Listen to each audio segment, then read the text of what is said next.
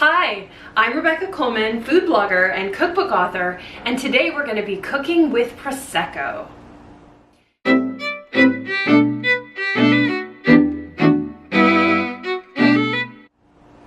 Now, in case you're one of the few people in the world that doesn't know what Prosecco is an Italian white wine, and it's fizzy. It's a lot like the same idea as champagne, except that champagne is French, and you're only allowed to call something champagne if it comes from a very specific area of France. This is Italian white wine. It's fizzy, it's inexpensive, it's delicious, it's dry, it's amazing on a summer day. Today we're going to be making a Prosecco Granita. Now, Granita is also an Italian recipe. Granita is kind of like, a little bit like an ice cream, but without any cream in it. All that's going to go into this recipe is some fruit, some sugar, some water, and of course our Prosecco. The great thing about a Granita is that you also don't need an ice cream maker to make one.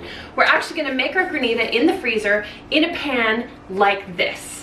So in my pan on top of the burner, I have about ½ a cup of rhubarb. Now it's spring, and that means that rhubarb is going to be in season really soon if it's not already in season where you are. Another fruit that would work amazingly with this recipe would be fresh strawberries. So good. Okay.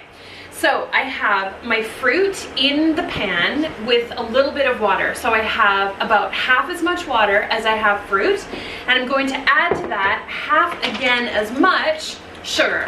So I have 1 part sugar, 2 parts water, and 4 parts fruit. Does that make sense? Basically what we're doing is we're gonna make a sugar syrup.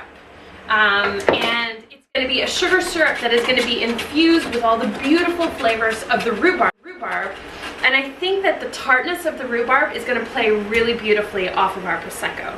Okay, so my rhubarb, sugar, and water mixture is now simmering lightly. What I'm going to do is I'm just going to let it simmer for a few minutes. I want to allow the rhubarb to get soft.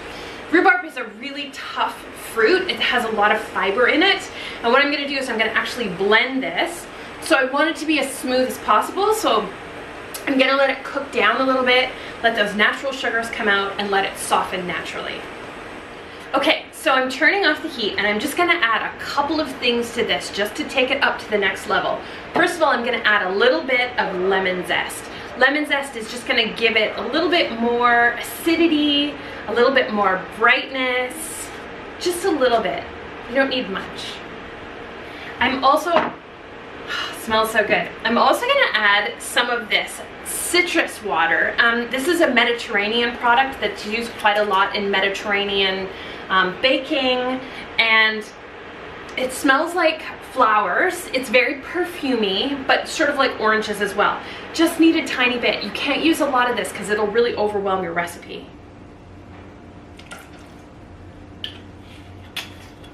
The other thing that we need to do is we actually need to add a little bit of the juice of this lemon in there as well. Okay, now we're going to put this to the side and let it cool enough so that we can put it in the blender and blend it up into a puree. I'll see you in a couple minutes.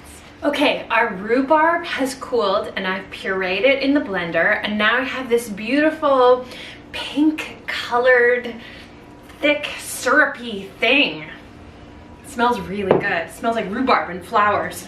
Now we add the Prosecco. This is the good part.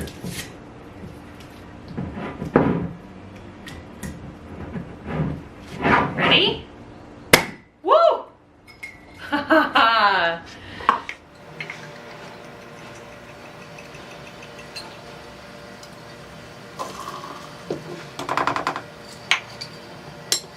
Okay, I'm just gonna stir this together. It's very foamy.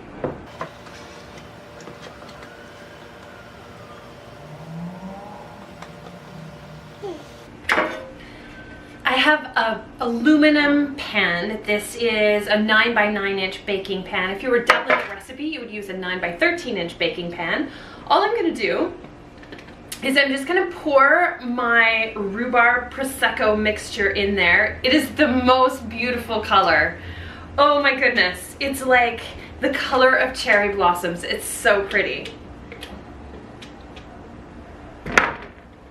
Okay, there's my mixture in my pan. Now, the next thing I'm gonna do is I'm gonna actually move this into the freezer, and we're just gonna let it sort of freeze and set up, but only around the edges. Hey. Then what we're gonna do is every 10 to 15 minutes, we're gonna take a fork and we're gonna scrape over the top of this. What's gonna happen is bits of it are gonna freeze into ice crystals, but because we're gonna continue to agitate it and to scrape those layers off, it's gonna create this beautiful, like icy, ice creamy, sorbet-y kind of consistency. You'll see, just watch.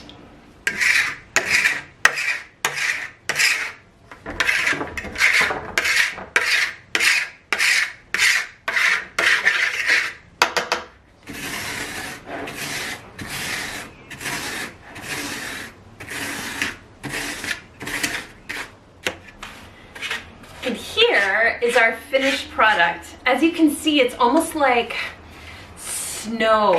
It's like Prosecco snow. Okay, so to serve this, you have a couple of different options. If I was serving this as a dessert, what I would do is I would probably put some into a pretty glass like this, or I would maybe put it into a really pretty dessert bowl.